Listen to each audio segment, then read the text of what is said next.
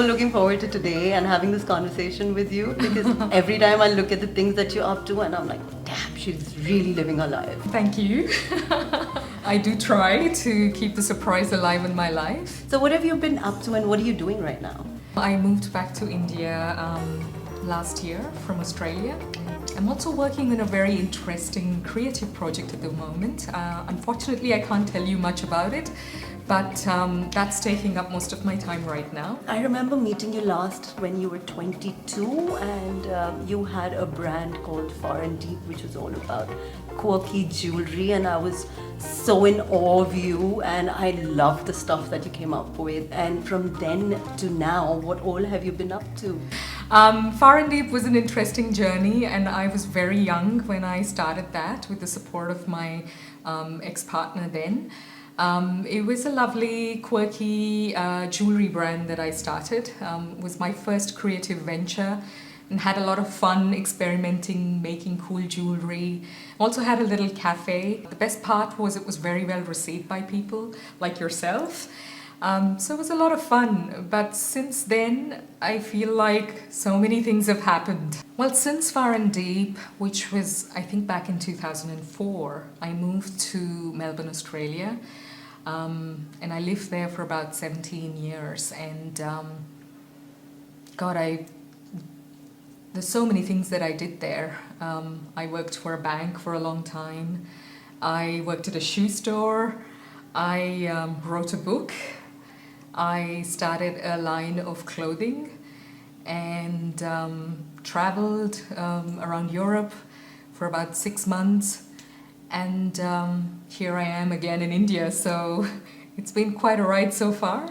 You're also into tarot and healing as well. Yes, I also dabbled in a bit of energy healing and tarot, which really helped me in my own personal growth. And so I got to a point where I was able to offer it to other people as well. So I did do that as well in Australia. And then the time came for me to move on from all of that and come back to India. And it was a great opportunity because once you grow up, after your 20s, you get married or you get a job and you move out of home and you lose touch with your family. And in my case, because I moved out of country, I lost touch from the place I grew up in, from the country I grew up in. So I really feel blessed to be back here again, to reconnect back with my family and the country. It's not been easy, but it's been a wonderful challenge for me to grow into. It hasn't been easy, but anytime everyone looks at a successful woman or sees her as, in control of her life, everyone thinks that she's had it easy. So what were the difficulties that you faced, or what did you overcome? I mean, I'm sure my story is no different to any other woman. And you're right, it's not been easy. To me, when someone says easy, it feels like an opportunity provided to you on a platter by someone. Someone who's sponsored you, or something landed on your lap. That to me is easy, and success came without any difficulties. You didn't have any challenges to grow into. That to me sounds easy. And at times it was easy for me, like when I did Far and Deep in Bangalore. I was almost surprised at how effortless the process was. But for instance, when I wrote the book in Australia, the book was very easy, but then to put the book out there and share it with everyone, that was very challenging.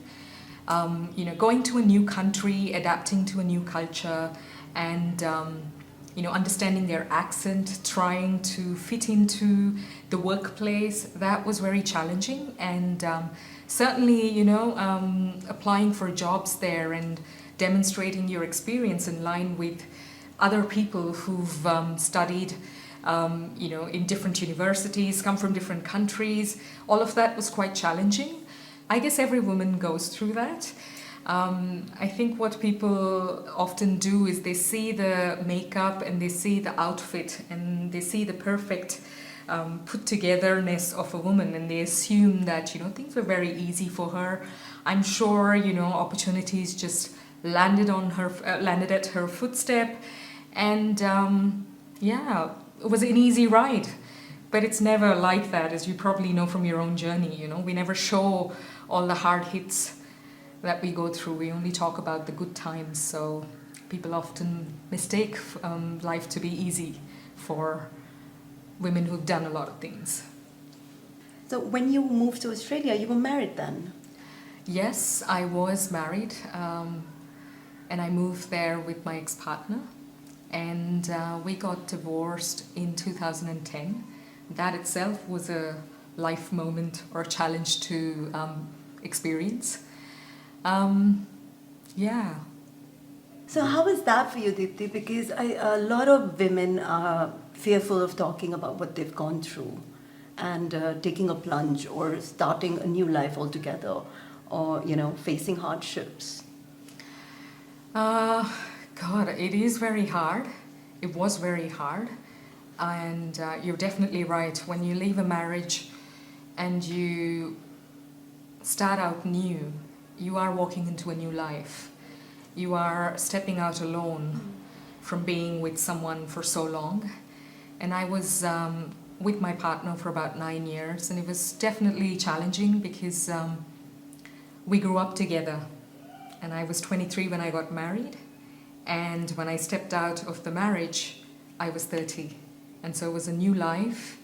And from living with someone, from sharing everything, bills, happiness, crazy moments, partying together, crying together, suddenly I was alone in a country where I did not have many family or no family at all, actually. So it was a very interesting journey. My divorce wasn't necessarily an ugly one. We both mutually agreed that it was time for us to separate, which again, I guess everyone assumes that when a marriage ends, it has to be ugly and it has to be terrible. I'm not saying it wasn't sad, but it was definitely one of those moments where two people came together and acknowledged that our time together was over, and we parted ways. And we did it as gracefully and as decently we could muster as human beings. There were some ugly moments, but it was really a key and a pivotal moment for me in my life where I started out on my own. So your self-discovery started after you became single, or? Absolutely, because up until then I was this girl who'd moved to a foreign country with a husband, and I was still just getting to know the country and the environment that I was in. And suddenly I was alone and I had to discover who Deepthi is by herself, alone. 30 is a big number for women who come from Eastern cultures. It's not a great number to be, to be of that age and be single. There were a lot of pressures on me from my family to get remarried again. I also wanted a family, and so, being 30, I felt that urgency to look for another husband and settle down again and have that baby that I dreamt of having for so long. But, life is always very interesting. You plan things and then life happens to you. And you're lucky if life happens to you and life aligns with your plans. But in my case, life didn't align with my plans, and some really bizarre, cool and interesting things happened to me, which when I look back now, I don't regret them. But at the time, it was very difficult and challenging. But here I am sitting in front of you and giving this beautiful, wonderful interview, and I wouldn't change a thing about what I went through.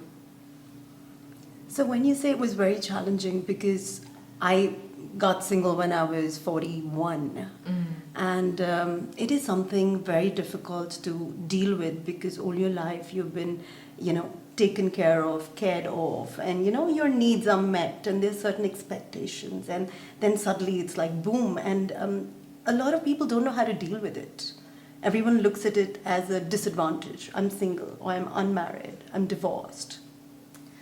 Absolutely. I mean, there is a huge perception that being single is not a great thing. I personally have had to work through that.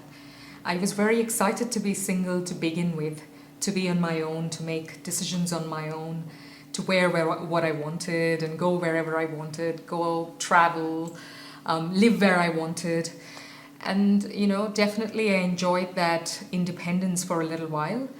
But very soon I started to feel very lonely because, as you said, you become very comfortable living with a person.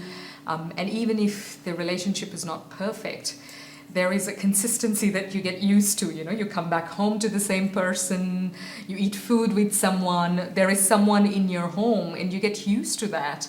And suddenly, when you're alone and when all of the excitement passes, anxiety hits you, loneliness hits you, and depression is just right around the corner waiting to knock on your door. So yeah, these are some of the challenges that women face, and it's probably what puts people off from taking these decisions. Because if you watch your friend or someone in your family go through this phase, you'd think twice before taking the step. So yes, it is something that a lot of people are very afraid of doing, to get out of their comfort zone and be alone. Everyone will go through anxiety and depression, and what I want to hear is, how did you deal with it? Well, initially, I had no idea how to deal with it. I didn't know what anxiety was. I didn't know what a panic attack felt like.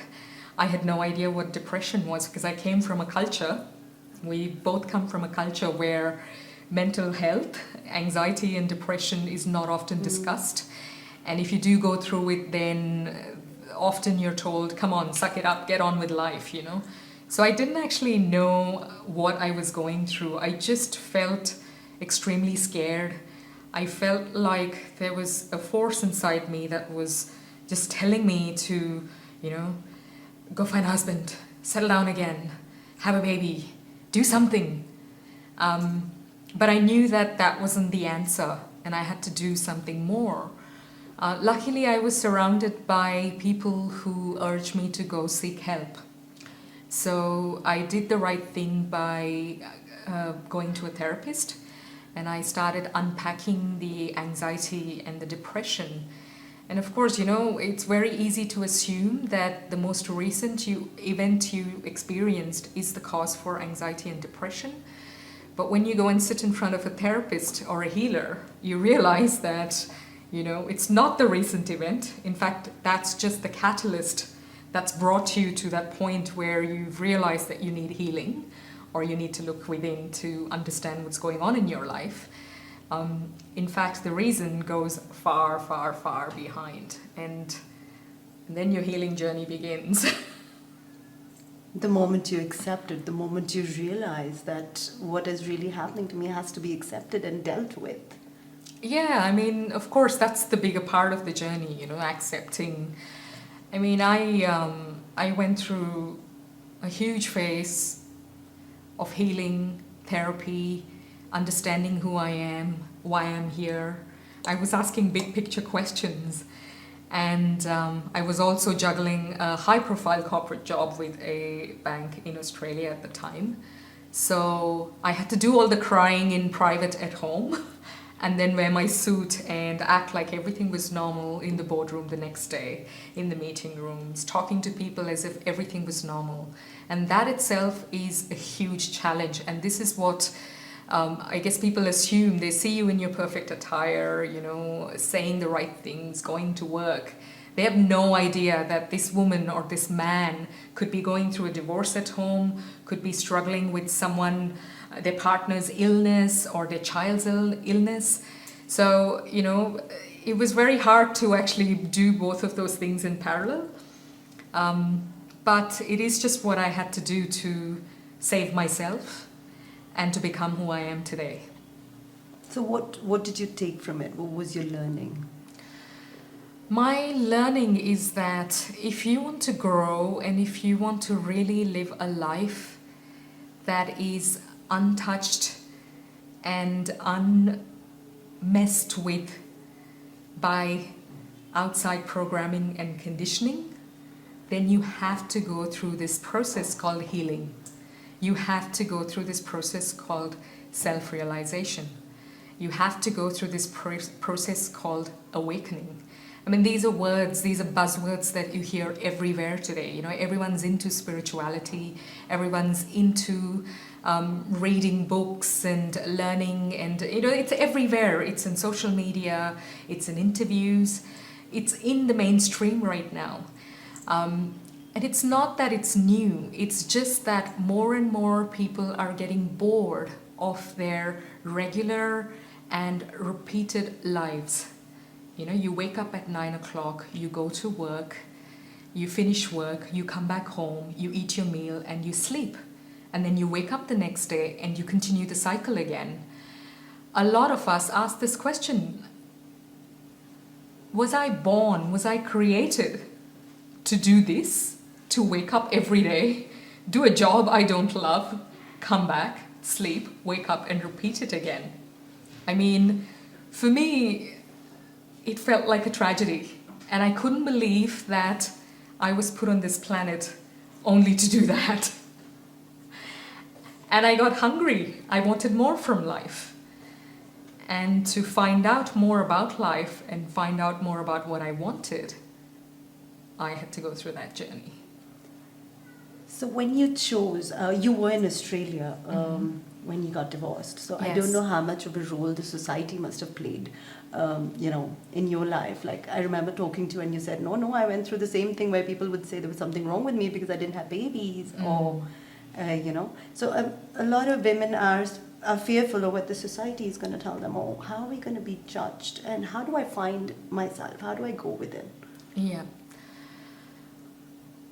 I was definitely lucky in some ways that I was in Australia. So the contact I had with my family was mostly through phone or Skype. And there is an off button there. So if I didn't like the conversation or what I was hearing, I could get away from the call. But that's not to say that I didn't feel the pressure. I feel that, there are people, well-meaning people in your life that come in the form of family, that come in the form of friends of your own age group, that will project their own pressures on you. And so I experienced that. I visited India every year to see my family, and when I came back here, a lot of people were surprised that I was divorced and I hadn't married for a long time. And even when I was married, even before the divorce, in fact, I didn't have a baby immediately after my marriage. So people would just walk up to me and say, initially it was just like, are you planning a family? When are you having a baby? So it was kind and okay. And then they got tired and they wanted to know, why are you not having a baby? Is something wrong with you? Is something wrong with your husband? And these are really personal questions. And having lived in Australia, we became accustomed to a little bit of personal space. So I felt quite, like my private space was being invaded when people asked me these questions. And oftentimes I was just speechless that someone would just walk up to me and ask me if my uterus or my womb was working and if that was a reason why I hadn't had a baby. And the simple answer that I didn't feel ready was just not acceptable. I mean, the notion that a woman would choose when to be ready to have a baby is alien to many women in India. And I'm not saying just India or Eastern cultures. I think it's just the way you're raised, I found the same questions coming at me in Australia as well, like, so you choose not to have a baby when you're married? You choose not to get married again now that you're single? I mean, how does that happen? It's like, oh my God, you have a choice? Yes. I have a choice. I do have a choice. And so do every woman on this planet, We all have a choice. And I understand that some of us are going through circumstances that are scary and, there's control involved. So yes, that choice might not be exercisable. But in most cases, we definitely have a choice. But we don't even know that we have a choice. How funny is that, hey?